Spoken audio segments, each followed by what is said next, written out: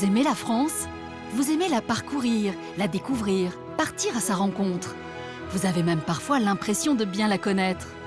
Nous avons tous une petite plage, une petite crique, une clairière, un hameau ou un chemin qui n'appartient qu'à nous, loin des sentiers battus, et que nous ne voulons partager qu'avec ceux que nous aimons.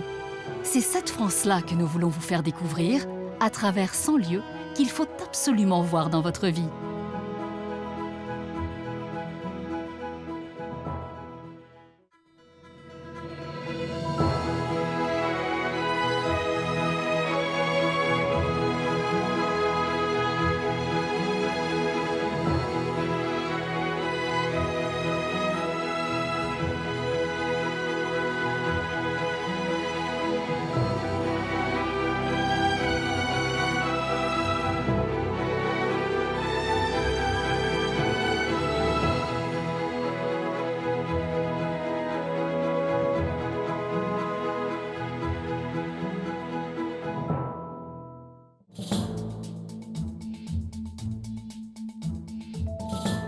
Aujourd'hui, nous vous proposons de sillonner le Morbihan, au sud de la Bretagne. Un pays où les gens sont fiers de leur terroir et de leur histoire. Votre visite commencera par la Ria d'Etel, sa petite île de 5 ados au charme fou. Et ses rivages qui vous proposent autant de trésors pour les yeux que pour les papilles. Je me sens mieux déjà. Ah, une cure de jeunesse. Hein? Puis, nous vous emmènerons découvrir les richesses de l'arrière-pays. Vous pourrez y admirer le légendaire lac de Guerlédan comme vous ne l'avez jamais vu. Ainsi que le château de Josselin qui vous racontera son histoire prestigieuse. C'est un château tout en granit, bâti dans les années 1500 par notre ancêtre Jean II de Rohan. Pour finir, vous partirez à l'abordage des îles du golfe du Morbihan. Première loge. Ah oui, c'est un endroit On a une vue extraordinaire. magnifique. Ouais. Illure-la-Sauvage et son hameau pittoresque. L'énigmatique Gavrinis et son monument de pierre unique au monde, décoré de mystérieux symboles. Ces lieux magnifiques, vous allez les découvrir avec ceux qui les aiment, les animent et les protègent. Pour commencer votre balade en Morbihan, nous vous proposons de vous faire découvrir les gens et les paysages de la Ria d'Etel.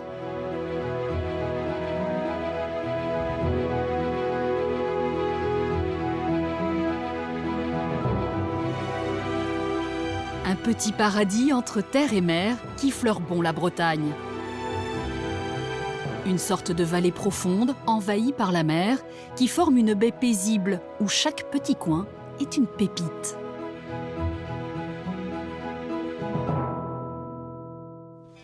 Pour nous guider sur les rives de cette ria, qui est une des perles incontournables du Morbihan, nous allons suivre les pas de Gilles Servat, un gars du coin comme on dit ici, amoureux de sa région et chanteur bien connu des Bretons.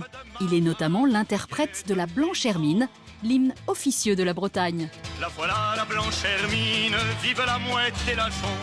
La voilà la Blanche Hermine, vive Fougère et Clisson.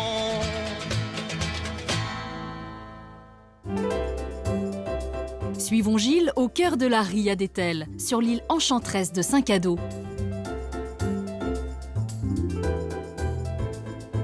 Cet ancien port sardinier est une étape obligatoire dans la région. Pour vous y rendre, il vous faudra passer le pont qui le relie à la terre ferme.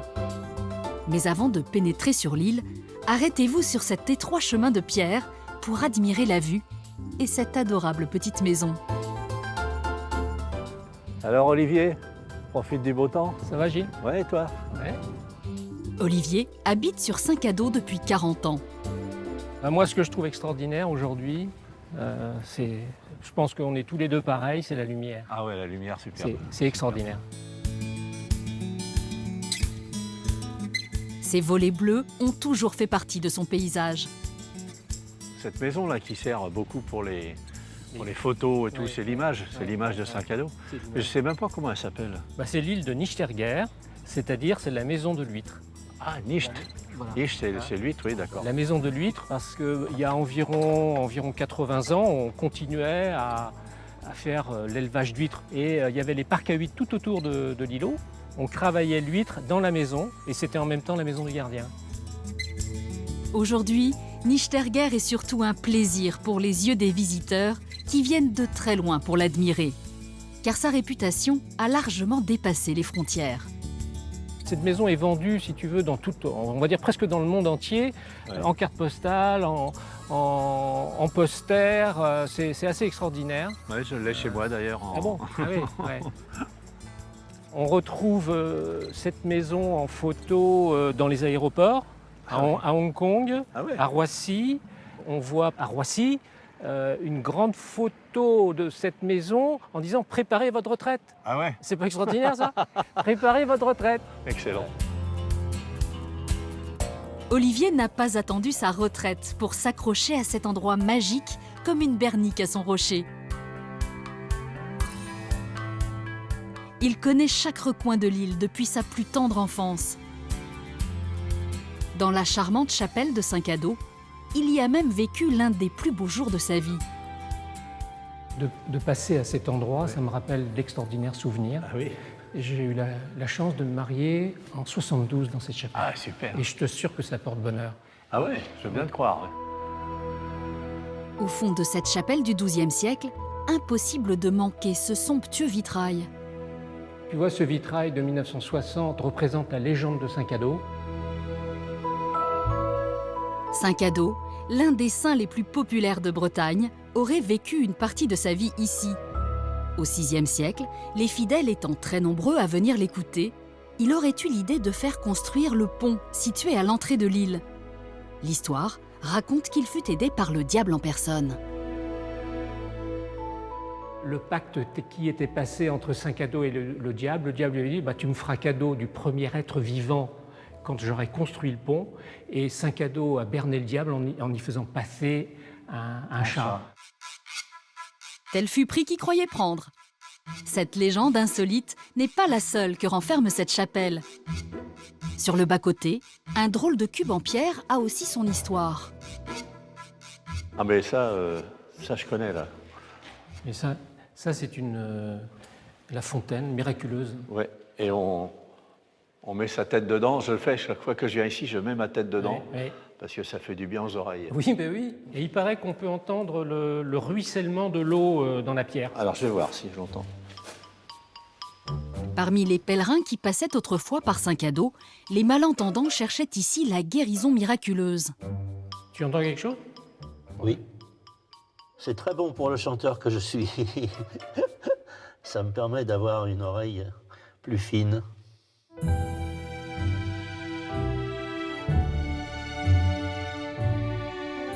Quittons Saint-Cado et passons de l'ouïe au goût. Sur l'autre rive de la Ria d'Etel, à Plouhinec, la gourmandise n'est pas un vilain défaut. Thierry, boulanger-pâtissier de talent, va préparer avec Gilles une de ses spécialités. Ah, bonjour Gilles. Comment ça va? Comment vas-tu depuis ces bien. longues années? Qu'il travaille avec un ingrédient secret récolté dans la région. Qu'est-ce que tu fais là?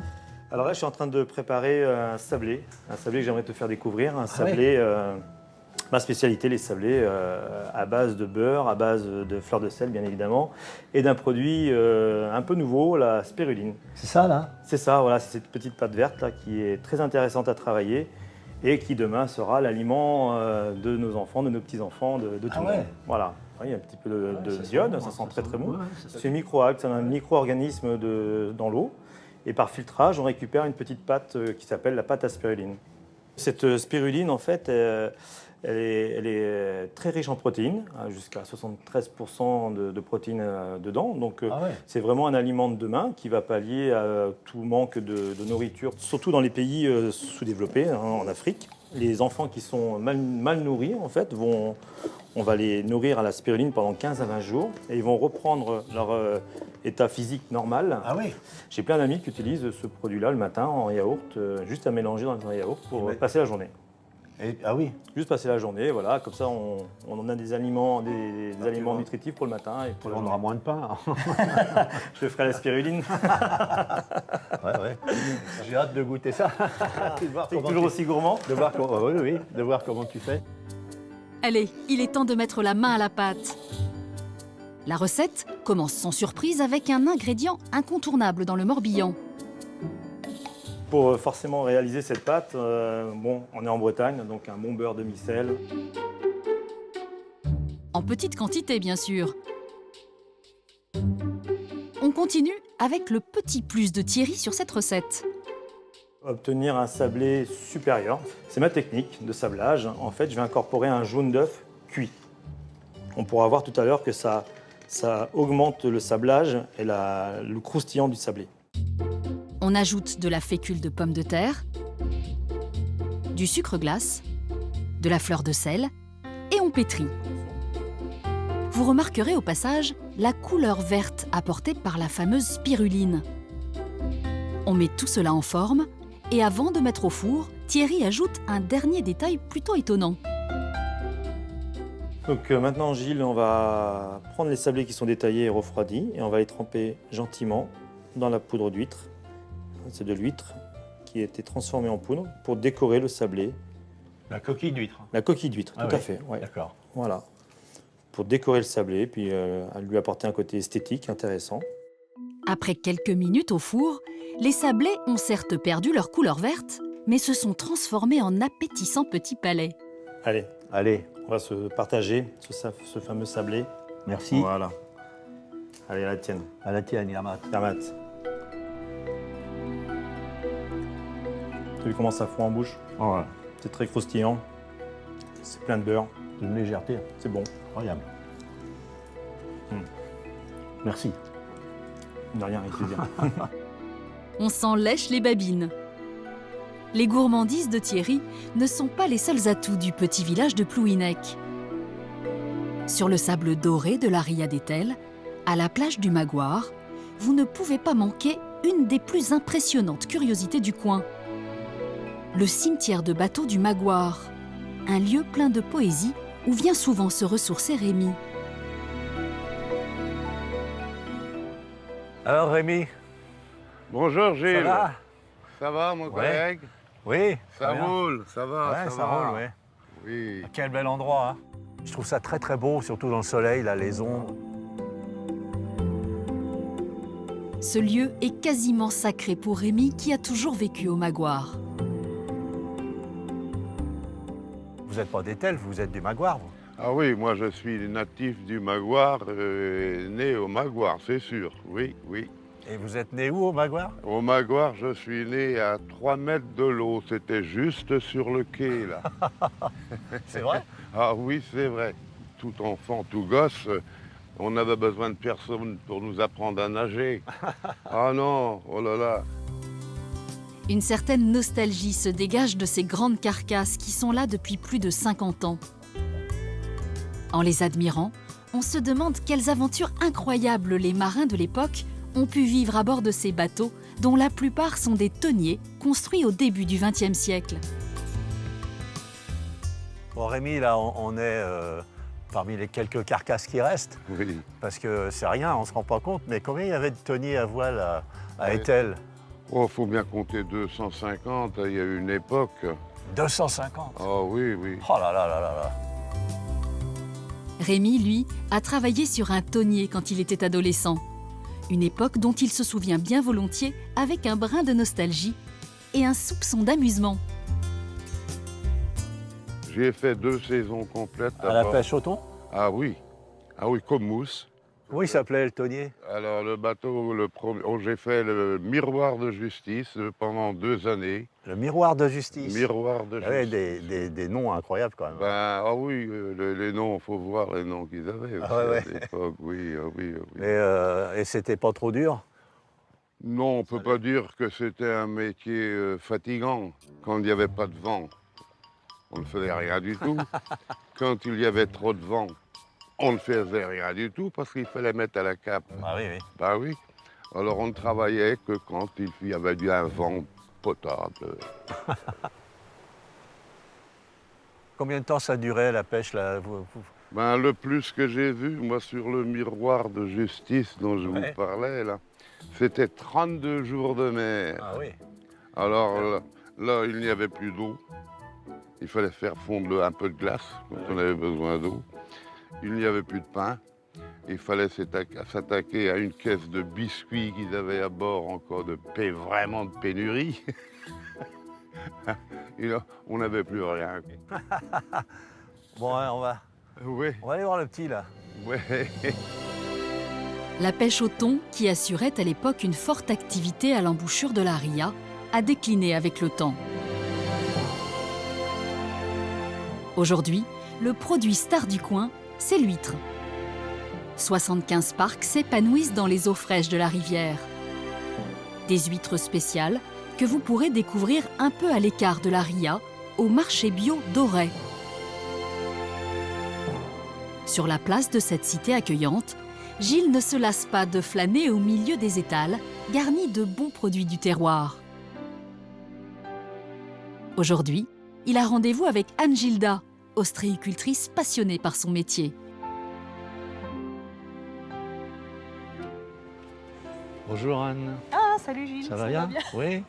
Et toi? Ouais, tu te promènes? Je me promène, je viens faire un peu le marché moi aussi. Ouais, t'as raison.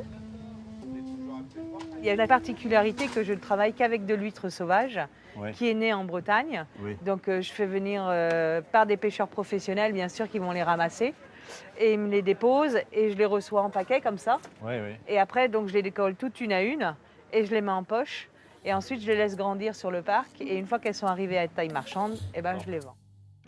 Chez Anne-Gilda, on cultive l'huître depuis 3 générations. Des huîtres creuses qu'elle élève pour qu'elles soient bien gourmandes. Et alors, tu fais des huîtres bien charnues, Bien iodées, bien iodées. beaucoup de caractère, comme moi. Ouais. Ouais, je vois ça, oui. C'est pour ça que je suis toute seule à travailler chez moi. Qui veux-tu qui me supporte? Donc pour ouvrir l'huître, tu vois, on met toujours sur un chiffon. On garde l'huître dans la main, c'est comme ça que les accidents arrivent souvent. Hein. Donc on la pose sur un chiffon. Et puis là, en général, la nature est bien faite. Il y a juste la petite encoche pour mettre le couteau. Donc on appelle ça la charnière. Donc on glisse le couteau dans la charnière, on enfonce un petit peu. Puis dès qu'on sent que ça a cédé, on soulève le couvercle et on vient couper le muscle. Le muscle, il se trouve toujours 2 tiers, 1 tiers de l'huître, toujours à droite.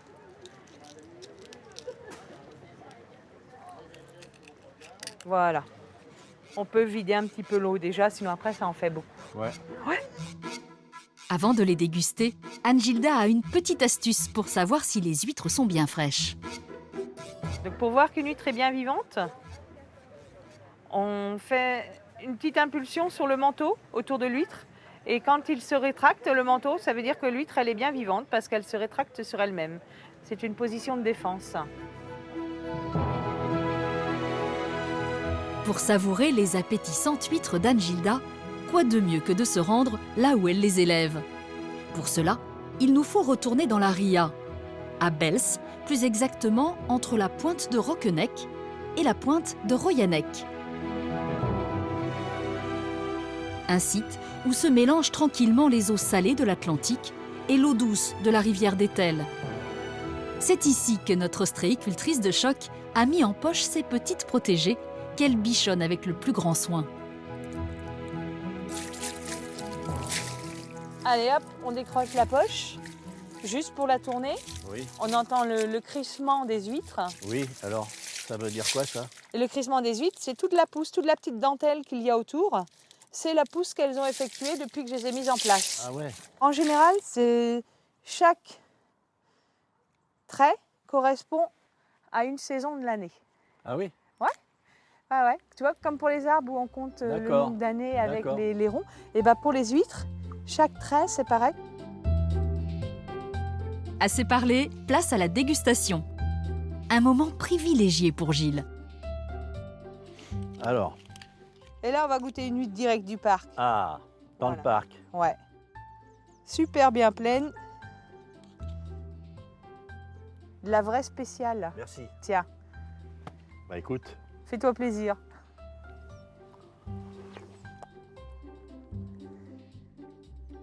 Ah, il y a beaucoup de saveurs. Hein. Je me sens mieux déjà. Ah, une cure de jeunesse. Hein? Très bonne. Bah, c'est plein d'oligo-éléments, les huîtres. Hein. Bah, je sais bien. Donc, du magnésium, du potassium, du fer. Une huître, il faut toujours la mâcher. Ah oui, Parce je la que croque. Ouais. quand tu la mâches, tu as un premier goût qui arrive. Ah, puis après, ça revient quand on croque comme ça. Et ça reste en bouche. Oui. C'est comme le vin. Oui, non, mais c'est vrai. Mais sauf qu'on n'est pas saoul à l'arrivée.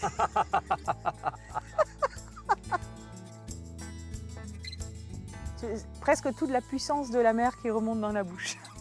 Ah oui. C'est vrai, ça donne l'impression de croquer de la mer. Des bonnes huîtres, un croque comme ça, c'est génial. Hein. Ouais.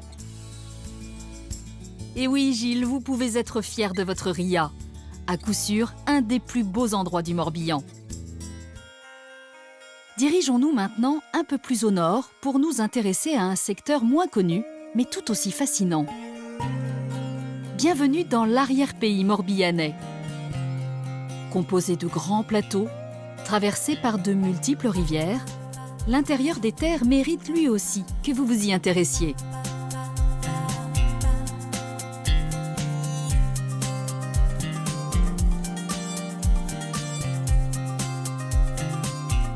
Un territoire qui raconte l'histoire du Morbihan et qui vous réserve bien des surprises. Valérie habite ici depuis plus de 40 ans. Grâce à son métier de photographe, elle capture inlassablement la beauté des paysages de sa région. Pour commencer notre virée en sa compagnie, elle a choisi de vous présenter l'un des sites les plus populaires de ce coin de France, le lac de Guerlédan. Ce gigantesque lac artificiel a été créé dans les années 20 pour alimenter l'usine hydroélectrique située près du barrage. Aujourd'hui, c'est aussi une réserve d'eau potable pour la moitié ouest du Morbihan et un lieu de promenade au point de vue panoramique époustouflant. Mais si Valérie a choisi de vous y amener, c'est parce qu'en 2015, le lac a dévoilé ses mystères pendant quelques mois, le temps d'une mise à sec.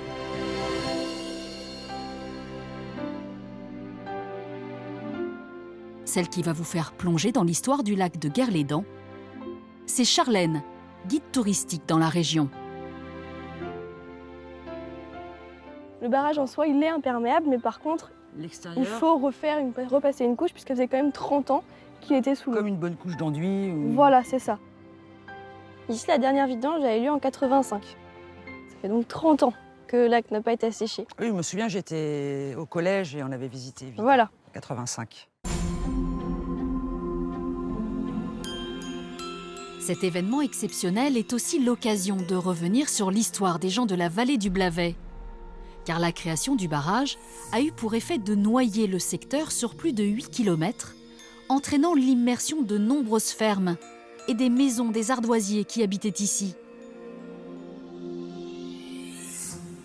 Donc là, Charlène, on arrive sur quel type de maison? Alors ça, c'est une maison ardoisière où les ardoisiers vivaient en fait, pour ceux qui travaillaient l'ardoise. Ouais. Puisqu'ici, dans la vallée de Trègue-Menton, c'est là qu'on va avoir le plus de mines d'ardoise.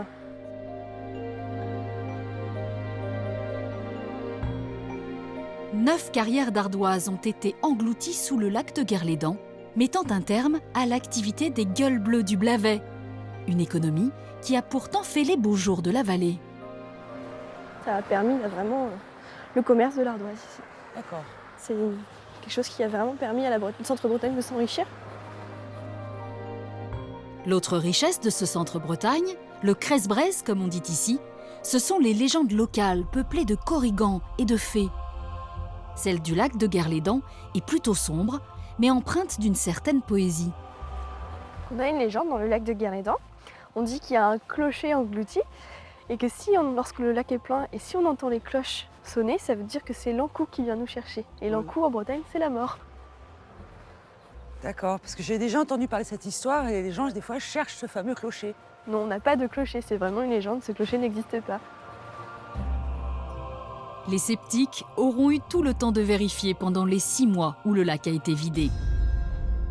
Car Guerlédan a désormais retrouvé son niveau habituel, alimenté par le canal de Nantes à Brest. Suivons cette eau qui file au gré des verts paysages de cet arrière-pays morbihanais. Vous allez voir que ce canal de Nantes à Brest est une attraction à lui tout seul. Un cours d'eau au charme bucolique, construit au XIXe siècle sur les ordres de Napoléon, qui devait absolument contrecarrer le blocus maritime des Anglais sur le littoral. L'approvisionnement des ports étant impossible, il fallait trouver une alternative par les voies intérieures.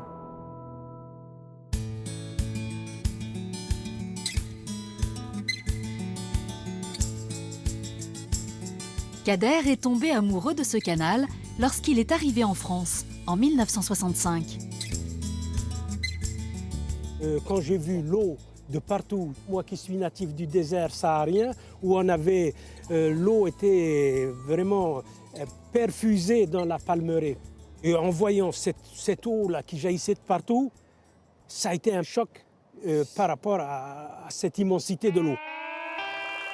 Un véritable coup de foudre pour Kader, aujourd'hui incollable sur cet incroyable canal qui a tant pesé sur l'histoire locale. Donc la période napoléonienne qui a connu les débuts de construction du canal a succédé à la période de la monarchie qui s'est rétablie à la chute de Napoléon. Le rôle stratégique du canal a complètement disparu et il est devenu un rôle économique.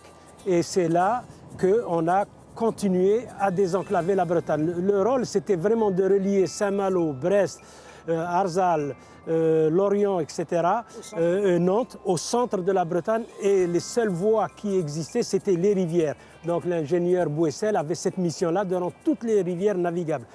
Et le canal a créé une sociologie formidable parce qu'il y avait les éclusiers, il y avait les bateliers, il y avait les commerçants, il y avait les charretiers qui venaient avec leurs charrettes transporter la marchandise. Et ça a fait un lien social d'une écluse à l'autre, d'une maison éclusière à l'autre, d'une ville à l'autre. Et donc le canal a été vraiment un des premiers facteurs de désenclavement de la Bretagne intérieure. Kader pourrait vous parler des heures de son canal où s'écoulent paisiblement les eaux bretonnes. Le canal de Nantes à Brest sur 360 km est un livre ouvert sur le cœur, sur le terroir, sur les riverains, sur toute l'histoire de la Bretagne. Il pourrait également vous décrire dans le détail les 238 écluses qui jalonnent le canal. Nous vous proposons de vous arrêter à l'écluse de Lille, celle que bichonne Jean-Yves depuis une douzaine d'années. Le soleil nous accueille sur l'écluse de Lille. Et voilà mon copain. Salut, bonjour Jean-Yves. Bonjour. Comment vas-tu? Ça va? Très bien. Alors on écluse. Ah ouais. Fidèle au poste. Voilà. Hop là. Hop là. Bon. Valérie, tu vas me larguer là. Il ne me reste plus qu'à te dire au revoir. Allez, Kenavo, à Michel. À très bientôt et merci pour toutes ces belles histoires sur le canal. Merci Jean-Yves. Voilà, bienvenue à terre. La valse des manivelles commence. Une chorégraphie bien réglée, avec pour chaque bateau 480 tours de moulinet à effectuer pour Jean-Yves. Alors les gens nous demandent parfois si c'est dur. Bon, c'est pas. C'est ce que j'allais vous demander. C'est pas très dur. C'est démultiplié, j'imagine. C'est démultiplié, mais il faut quand même savoir que chaque porte pèse 2 tonnes et demie.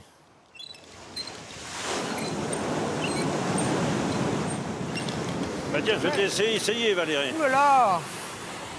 Je fais beaucoup de muscles, moi. Ça va être plus raide. Ah oui, c'est...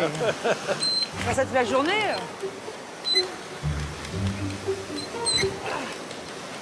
Bon, c'est bon, j'ai mon diplôme. Ah ouais, c'est bon. Oui, c'est dur, hein. Mais ne vous y trompez pas, Jean-Yves est bien plus qu'un tourneur de manivelle. Il conseille les plaisanciers et tient à cultiver un lien chaleureux avec les gens du coin. Beaucoup profitent du chemin de halage pour faire leur petite balade, parfois au pas de course et à la mode bretonne. Ah, c'est le temps, André. T'es au arbale. Ja.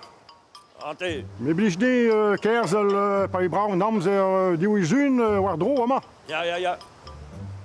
Bah allez, Kenavo Kenavo. Et puis la preuve, hein, on a des randonneurs, on a des sportifs. Poursuivons notre chemin au fil de l'eau pour nous rendre 20 km plus à l'est. Ici se dresse un des plus beaux monuments du Morbihan, le château de Josselin. Une merveille de pierre qui trône sur la ville de Josselin. Pour en découvrir toute la beauté, il faudra vous rendre dans la cour intérieure.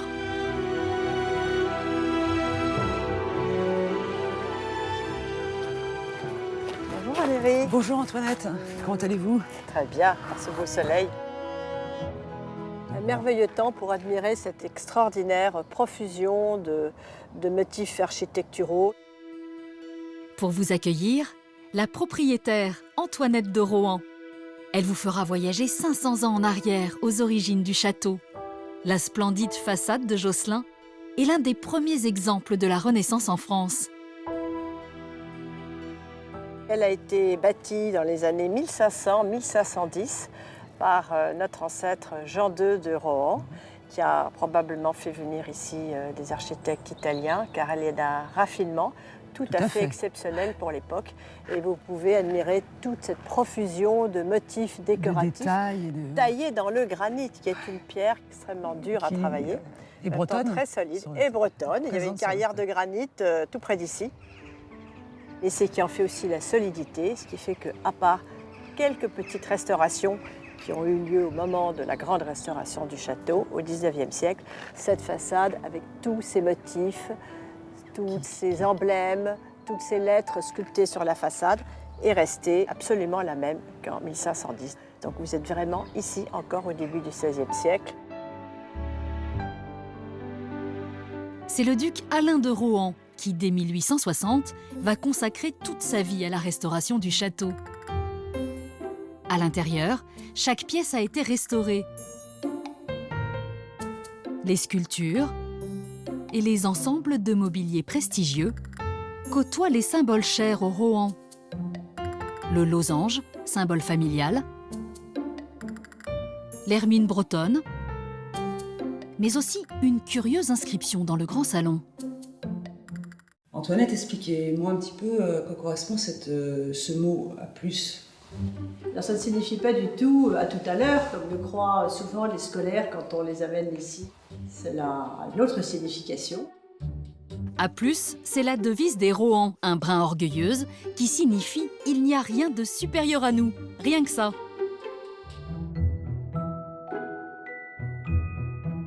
Dans ce château de Josselin, une autre inscription raconte l'histoire de France. Ce A, qui n'est pas là par hasard, c'est l'initiale d'Anne de Bretagne, nièce de Jean II de Rohan et reine de France. Jean II avait beaucoup favorisé le mariage de sa nièce avec le roi de France. Le roi, pour le remercier, lui a permis de lever des impôts et de recueillir des fonds d'argent qui lui a permis donc de construire ce très beau logis Renaissance. Quittons maintenant Josselin et ses grands personnages pour nous intéresser à une autre particularité du coin. Car l'histoire du Morbihan, c'est aussi des hommes et des femmes qui œuvrent à sa gastronomie. Direction, Guémené-sur-Scorff, une halte obligatoire pour les amateurs de charcuterie. Bonjour Benoît. Bonjour. Bienvenue à la maison de l'andouille. L'andouille de Guémené, bien sûr. Un savoir-faire unique en France que maîtrise parfaitement Benoît, passé maître dans l'art de faire l'andouille. Ce que j'ai devant moi, c'est l'équivalent quasiment de 3 ventrées, c'est-à-dire les gros intestins de 3 cochons. Et avec ça, vous allez faire une andouille. Une andouille. On va dire grosso modo 3 kg de matières premières qui vont donner l'équivalent de 600 grammes d'andouille finie. Car dans l'andouille, vous ne trouverez pas de viande, mais bien des intestins. Dans le métier, on appelle ça des chaudins. Après les avoir triés, il faut les assembler en couches successives. Donc c'est un peu répétitif, mais c'est nécessaire. Et c'est vraiment ça, la spécificité de l'andouille de Guémené, si on la compare à une autre andouille. Un tour de main que maîtrise parfaitement Benoît, puisqu'il travaille depuis 25 ans de cette façon. Vient ensuite la phase de fumage qui dure au maximum 48 heures, puis le séchage qui peut aller jusqu'à 9 mois. C'est comme une pièce unique finalement, chaque andouille. Oui, chaque andouille est unique. De là à dire que c'est une œuvre d'art, je ne sais pas, mais j'ai tendance à comparer ça, justement c'est rigolo, à des enfants. On les fait à peu près de la même manière, on n'obtient jamais la même chose. D'accord. Voilà. Et dans toute la période de séchage, c'est comme des enfants en bas âge. Si on détourne l'attention un petit moment, il y a toujours une boulette qui arrive. Et voilà le résultat. Une andouille fabriquée à Guémené-sur-Scorff que vous ne croiserez nulle part ailleurs. Le corps du Christ. Amen, Père Benoît. Ah, c'est étonnant. Ah oui, oui. C'est parfait, moi, je dirais. Ah oui. Très, très bon. On sent le fumet. Voilà. Le Morbihan possède décidément bien des richesses. Pour finir de vous convaincre, nous vous avons réservé le meilleur pour la fin. Un lieu situé à l'extrême sud du département et qui à lui seul vaut le détour.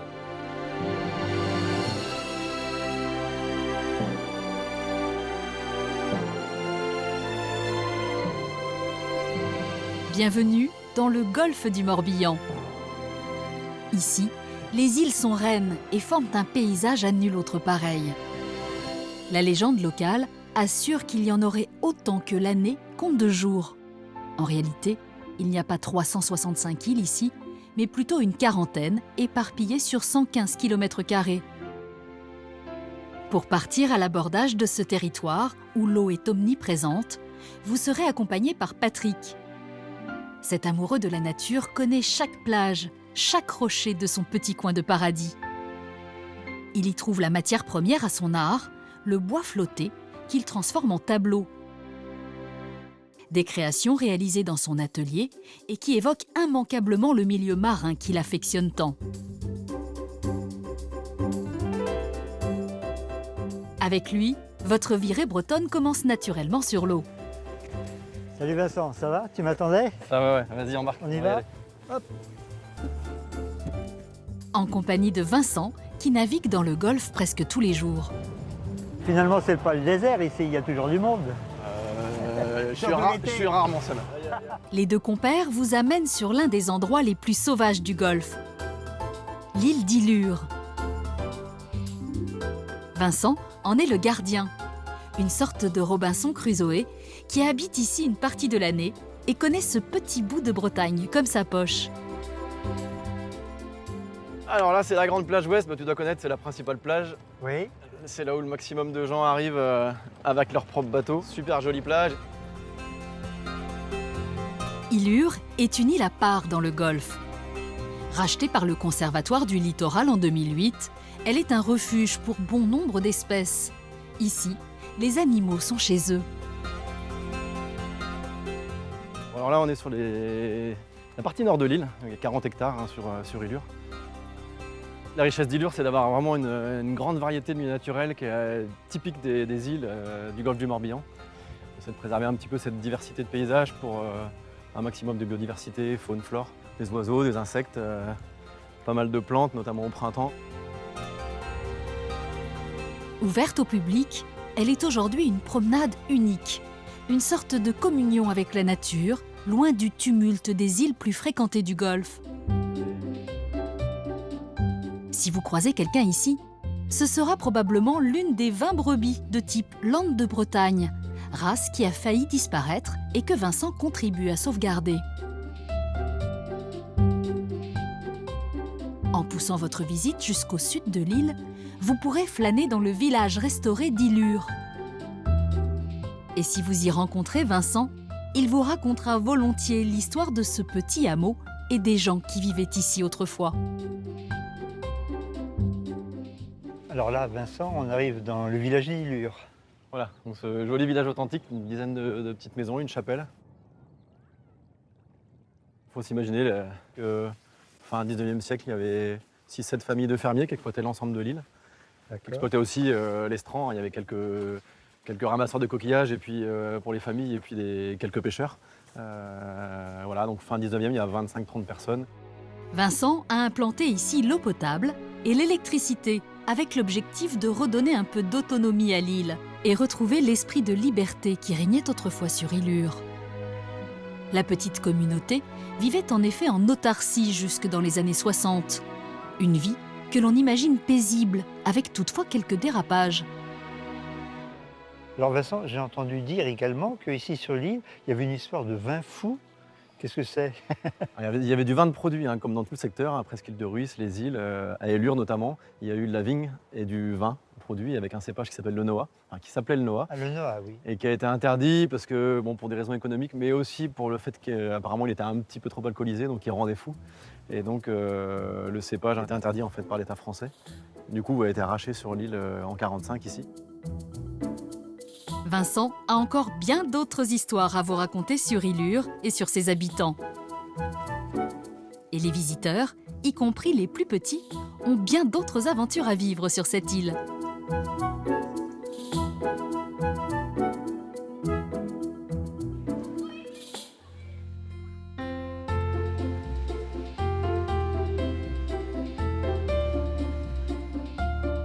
Mais revenons un peu sur Terre pour nous diriger vers l'Armor Baden.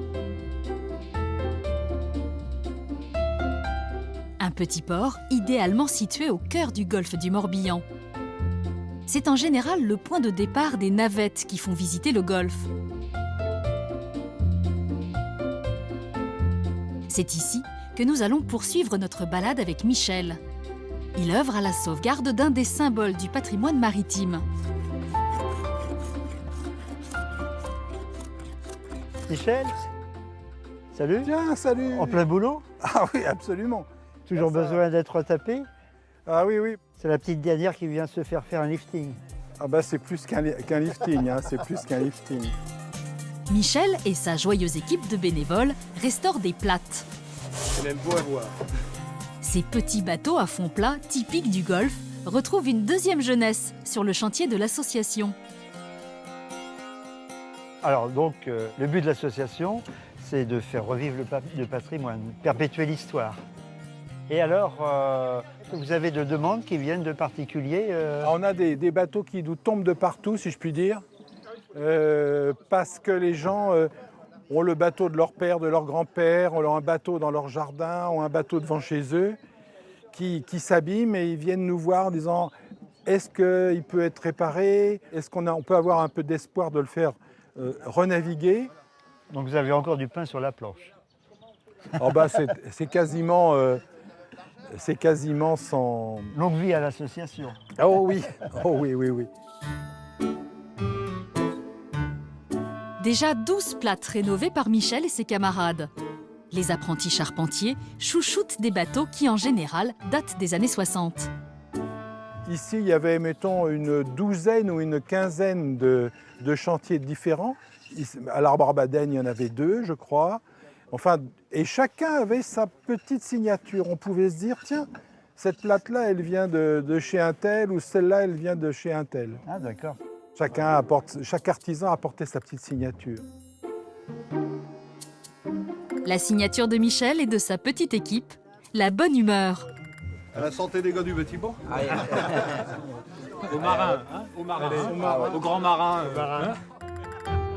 Et quand il ne restaure pas des plattes, il navigue sur des plattes. Car si à l'origine, cette embarcation servait aux ostréiculteurs pour travailler sur leur parc à huîtres, les Morbihanais l'ont vite adoptée pour leur loisir. Tous les gens du coin ont eu une platte quand ils étaient petits. C'est très patrimoine familial, ça, la platte. Hein. Voilà. C'est un bateau de Monsieur Tout-le-Monde du Golfe. Hein. Voilà. Ce sont des bateaux, comme ils sont plats, ils permettent d'aller absolument partout. Une platte, c'est capable de naviguer dans 10 cm d'eau. Ah, voilà. Ça nous permet d'aller sur les îles, faire des pique-niques. Il n'y a aucun interdit. Pas besoin de quai, pas besoin de... Pas besoin de quai, rien du tout. Aller à la pêche, ramasser des huîtres, etc. Ah oui, vous avez la même activité finalement qu'autrefois, quoi. Voilà. À moteur ou à voile, la platte est donc le moyen le plus simple pour accoster les nombreuses îles du coin. Avec Patrick, découvrons à présent la plus mystérieuse d'entre elles. L'île de Gavrinis et son curieux monticule de pierre. Un minuscule îlot que vous pourrez aborder après une traversée en navette d'à peine 10 minutes. Une fois sur place, Vous vous laisserez guider par Florence, qui accueille les visiteurs de février à octobre. Comment ça va? Très bien. Vous êtes bien installé là? Ah bah oui, là c'est... Aux premières loges. Ah oui, c'est un endroit On a une vue extraordinaire. magnifique. Ouais. Là, la jument qui a donné Le courant son de la nom jument. à la passe. Oui, bien sûr. Tu sais que c'est le deuxième courant le plus fort d'Europe. Alors, je suis aussi kayakiste. Alors, bah oui, je l'ai fait bien à sûr. kayak. D'accord. Des vitesses démentielles. Donc là, pas de souci. Voilà, je m'adresse à un averti alors. La première chose à voir à Gavrinis, c'est effectivement ce panorama unique sur le golfe. Un paysage qui n'a pas toujours été baigné par la mer. On a beaucoup de plongeurs qui sont mandatés par des archéologues et ils retrouvent beaucoup de menhirs sous l'eau. Pour te donner une idée, il y a 6000 ans, la mer se trouvait environ à 6 voire 7 km au-delà de nos côtes. Ah, d'accord. Tu vois cette île de Bos, la Méaban? Méaban, oui. Eh bien, Méaban faisait partie du continent. Ah, d'accord. Donc toutes nos îles, il y a 6000 ans, c'était des collines. Et Gavrinis, c'était la colline la plus haute du Golfe. D'accord. Ah oui, ce qui explique la construction du cairn. Le cairn, c'est ce monument de pierre de l'époque néolithique qui trône sur l'île. Pour comprendre pourquoi cette construction est unique au monde, il faut se faufiler à l'intérieur de son étroit couloir. Alors fais attention, baisse bien la tête et regarde bien le sol, qui est inégal. Les pieds et la tête. Les pieds et la tête. Donc c'est ce qu'on appelle un cairn, c'est-à-dire une tombe à couloir. Ce couloir mène au dolmen, à la chambre funéraire. Qui se trouve derrière nous au fond. Voilà, donc c'est une tombe. D'accord. Découverte en 1832, cette tombe renferme des dessins sculptés dans le granit d'une rare complexité et d'une beauté singulière. Tu vois, toutes les pierres sont décorées partout, du toute haut la surface. jusqu'en bas et surtout de la largeur. On n'a pas 1 cm² de vide, on occupe tout l'espace. D'après les dernières datations, ce monument est daté de 4100 avant notre ère. On peut dater d'une manière aussi précise. Oui, 4100 avant notre ère. Et on sait que ces pierres ont été gravées sur 2 générations d'artistes. Les archéologues restent sceptiques face à ces gravures énigmatiques. Après presque un siècle d'études, les dessins de Gavrinis n'ont toujours pas livré leurs secrets. Si ça garde une part de mystère, c'est encore plus beau. On n'est pas obligé de tout expliquer. Laissons là Gavrinis et ses mystères. Nous vous proposons maintenant de découvrir le golfe du Morbihan autrement. Rentrons au port et retournons sur la terre ferme.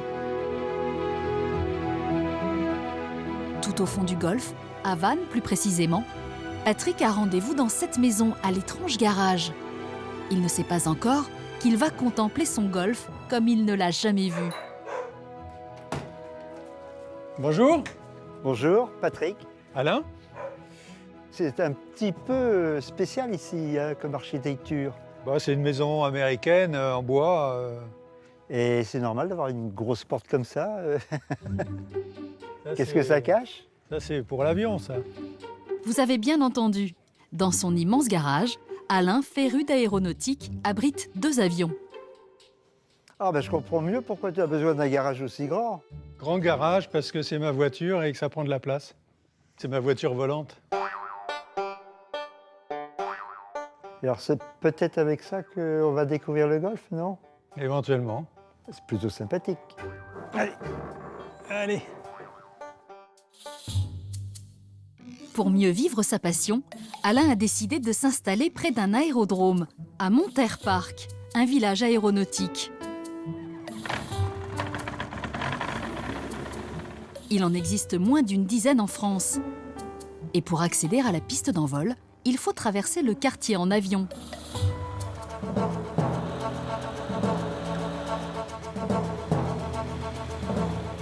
Personne à droite. Personne à droite. Allez, on y va. La route est dégagée.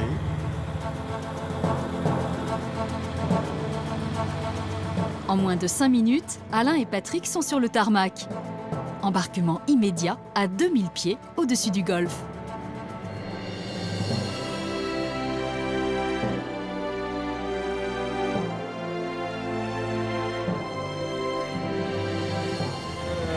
La grande île, hein, c'est l'île d'Arts devant nous. Hein. L'île d'Ilure, de Godec. Et là, on a une vue sur toute la baie. Morbihan signifie petite mer en breton, un nom qu'il doit à son magnifique golfe.